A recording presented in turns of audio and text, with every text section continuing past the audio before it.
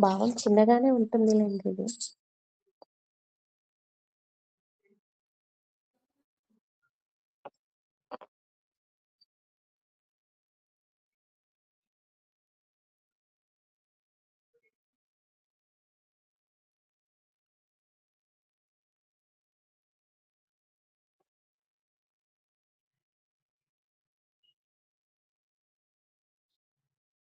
ఇక్కడ ఏమంటున్నారంటే 17థ్ శ్లోకంలో ఈ 3 శ్లోకాలు కూడా అమ్మా నువ్వు ఎవరివి అంటే వాక్కుల తల్లివి తల్లి అని చెప్తున్నారనమాట.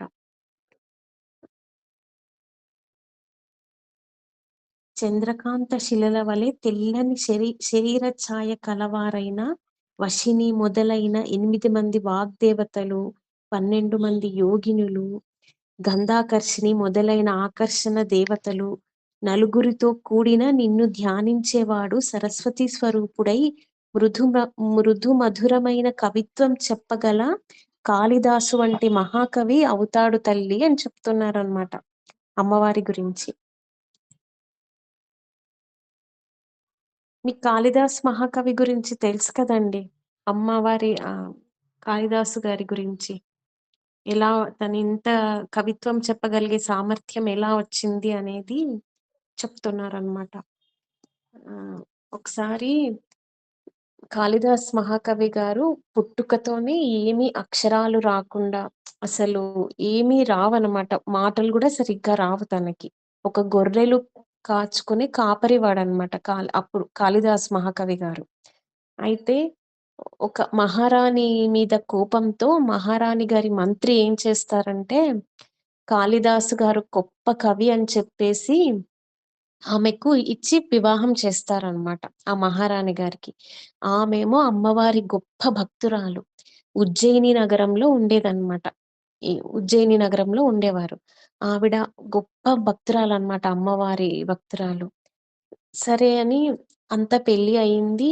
మొదటి రాత్రి రోజు ఇద్దరు మాట్లాడుకుంటున్నప్పుడు ఒక కవిత్వం చెప్పండి అని అడుగుతాదన్నమాట ఆ మహారాణి గారు. అడిగితే తినకేమీ రాదు అని తను అప్పుడు రియలైజ్ అయితదన్నమాట. నువ్వేం చేస్తావిప్పుడు వెళ్ళి అమ్మవారు ఉంటది గర్భగుడిలో. ఉజ్జయిని మహాకాళి టెంపుల్ తెలుసు కదండీ శక్తిపీఠం. అక్కడ అమ్మవారు ఉంటది. రాత్రుళ్ళు కదండీ అప్పుడు మిడ్‌నైట్ కదా!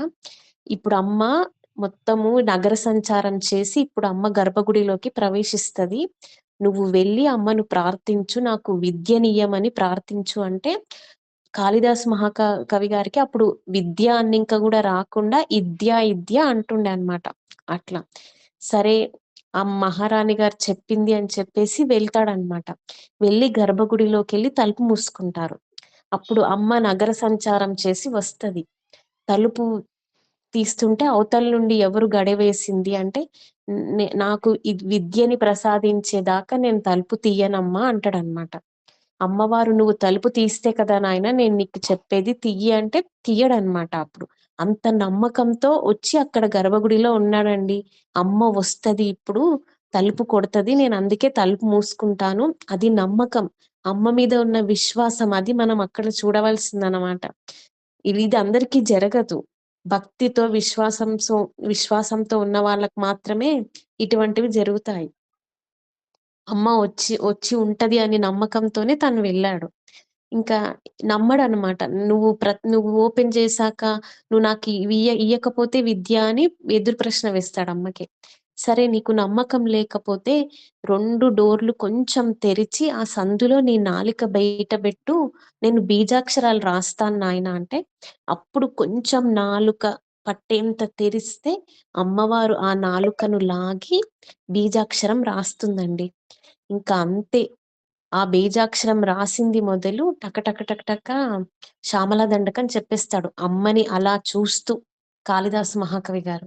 మీకందరికి శ్యామల దండకం తెలిసే ఉంటుంది. అంత గొప్ప విద్యని అమ్మ క్షణాల మీద ఇవ్వగలదండి. అమ్మ క్షణాల మీద మన రాతను మార్చగలదు. కానీ మనం పట్టుకోవాల్సింది భక్తిగా అమ్మవారి పాదాలు భక్తిగా పట్టుకోవాలి. ముందు నమ్మకం ఉండాలి.